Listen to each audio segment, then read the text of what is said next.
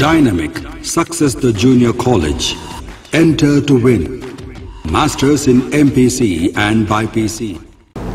अस्सलाम वालेकुम नाज़रीन, आइए नज़र डालते हैं देश और दुनिया के खबरनामे पर।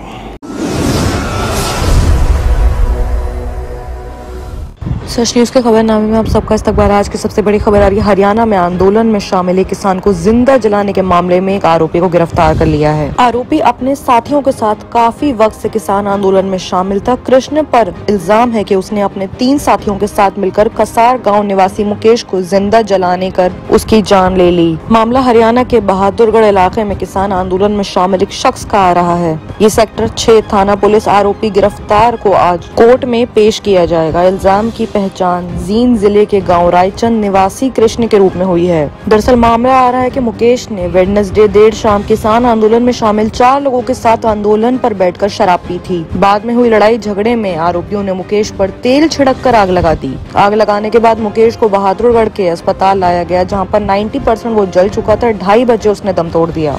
पुलिस ने फिलहाल मेन आरोपी को गिरफ्तार कर लिया है। इस मामले में बाकी आरोपियों को गिरफ्तारी के लिए भी प्रोसेस शुरू हो गया है।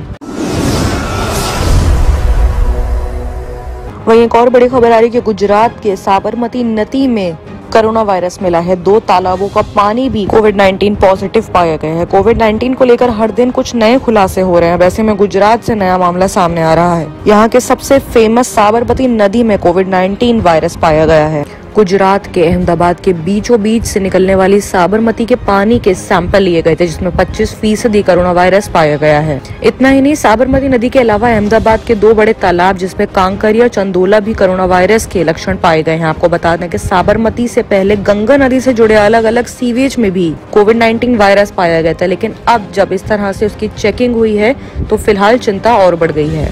ऐसे में एक्सपर्ट्स का मानना है कि बाकी तमाम नदियों में और जहां पे भी इस तरह के तालाब हैं, सबकी जांच होनी चाहिए, क्योंकि कोविड-19 की दूसरी लहर में वायरस के कई सीरियस म्यूटेशंस भी देखने को मिले हैं।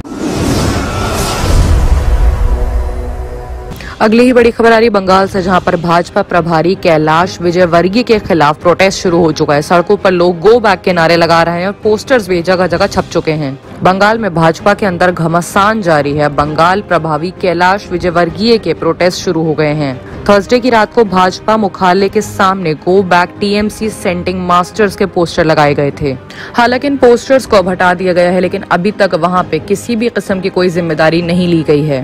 हैरानी की बात यह है कि इस बैठक से कैलाश विजयवर्गीय नदारद थे। सोर्सेज से मिली जानकारी के मुताबिक बंगाल में भाजपा पार्टी के अंदर कई लोगों ने कैलाश विजयवर्गीय के खिलाफ अपना गुस्सा जाहिर किया है। आपको ये भी बता दें कि पिछले कुछ दिन पहले भाजपा नेता तथागत रॉय ने चुनाव के लिए कैलाश विजयवर्गीय पर निशाना साधा था। रॉय ने ट्वीट करके कहा था कि एक निष्ठावान भाजपा समर्थक के ट्वीट का एक अंग्रेजी अनुवाद, मैंने कुछ जोड़ा या घटाया नहीं है। रॉय ने ट्वीट किया कि आंटी यानी कि ममता बनर्जी कृपया हमें भी तृणमूल में ले जाएं। हो सकता है कि उससे अपने दोस्त की याद आ रही हो। दोनों पूरे दिन एक साथ रहते थे। अगली बड़ी खबर आ रही मुंबई से, जहां पे 390 लोगों को नकली टीका लगाने वाले 4 लोगों को गिरफ्तार कर लिया गया। मध्य प्रदेश से पकड़े गए हैं वैक्सीन देने वाले 4 लोग। मामला मुंबई के उत्तरी क्षेत्र के एसीपी दिलीप सावंत ने बताया है कि इस मामले में 4 लोगों को गिरफ्तार कर लिया गया है। इनमें एक शख्स फर्जी रैकेट चलाता था, जबकि दूसरा आरोपी बड़ी बड़ी सोसाइटी में टीकाकरण कैंप लगवाता था। पुलिस का कहना है कि मामले की जांच चल रही है। पता लगाने की कोशिश की जा रही है कि आरोपियों ने जो टीके लगाए वो असली थे या नहीं। मुंबई के कांदीवली इलाके की हिरानदानी हाउसिंग सोसाइटी के परिसर में 390 लोगों को 30 मई को कोविशील्ड का टीका लगाया गया था। उस दौरान राजेश पांडे नाम के एक शख्स ने खुद को कोकिलाबेन अंबानी अस्पताल का प्रतिनिधि बताते हुए सोसाइटी कमेटी के सदस्यों से कनेक्ट किया था। इस वैक्सीनेशन अभियान का अप्रूवल संजय गुप्ता ने किया, जबकि महेंद्र सिंह नाम के एक शख्स ने सोसाइटी के सदस्यों से पैसे भी ले लिए। इल्जाम है कि सोसाइटी के सभी लोगों को नकली टीके लगाए गए हैं और करीब 5 लाख रुपए ठग लिए गए हैं। एक और बड़ी खबर आ रही मेघालय से, जहां पर आज 2.6 की स्पीड से भूकंप आया है। पूरे भारत में भी रात भर 3 झटके महसूस किए गए हैं। एनसीएस की रिपोर्ट के मुताबिक मेघालय में जुमे को सुबह 4 बजे 20 मिनट पर 2.6 की स्पीड से भूकंप आया है। वहीं बात अगर मणिपुर की करें तो देर रात 1:06 पर वहां भी भूकंप के झटके महसूस किए गए हैं। एक और बड़ी हैरतअंगेज खबर आ रही है असम से, जहां पे कांग्रेस विधायक रूप ज्योति कुर्मी भाजपा में शामिल होंगे। वो बोल रहे हैं कि राहुल गांधी जब तक पार्टी में है, पार्टी आगे नहीं बढ़ सकती।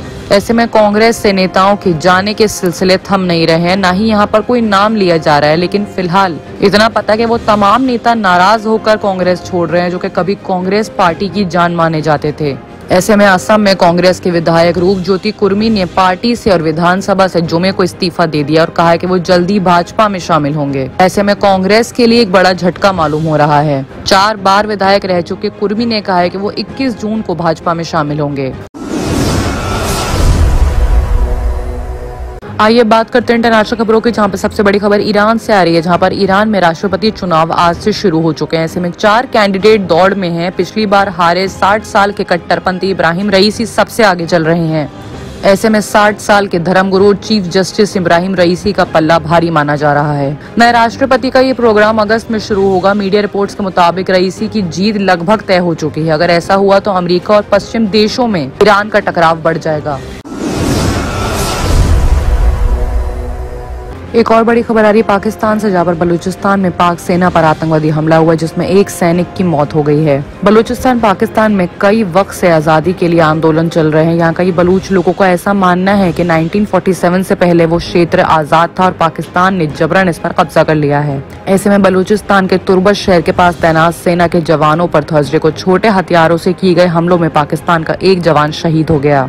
ऐसे में इंटर सर्विसेज पब्लिक रिलेशंस का कहना है कि राष्ट्रीय विरोधी ताकतों की वजह से समर्थित दुश्मनों की वजह से इस तरह की हरकतें बलूचिस्तान में कड़ी मेहनत से बनाई गई हैं। ऐसी हरकतों की वजह से कुछ भी खराब नहीं हो सकता। आगे उन्होंने ये भी कहा कि सुरक्षा बल अपने खून और जान लगाकर दुश्मनों के नापाक मंसूबों को बेअसर करने के लिए सारी कोशिशें कर रहे हैं। बाकी की तमाम खबरों के लिए देखते रहिए सच news.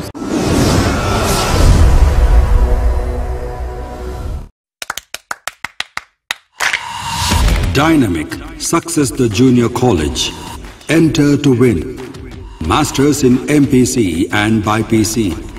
Integrated coaching for NEET, IIT, JEE. Separate block for girls. Better coaching, better planning, better environment with better results. Opposite Madanapet Mandi, Saeedabad, Hyderabad. Phone 04029701124. An institute of success schools.